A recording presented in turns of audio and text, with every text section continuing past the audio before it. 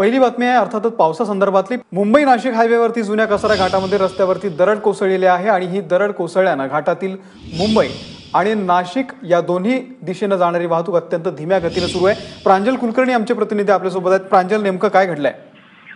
अमोल, मुंबईकडून नाशिककडे येणारा जो कसारा घाट आहे त्या कसारा घाटाच्या स्टार्टिंग पॉइंटलाच ही खरं दरड कोसळलेली आहे।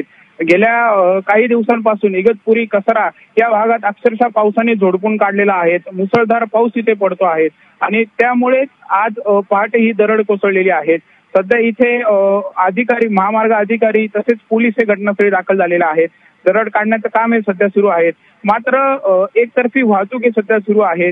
ट्रॅफिक जाम ही थोडी सकाळी बघायला मिळत होती, मात्र आता सध्या एकतर्फी वाहतूक सुरळीत सुरू आहे आणि काही तासामध्ये हे काम पूर्ण होईल असं सध्या सांगितलं जात आहे।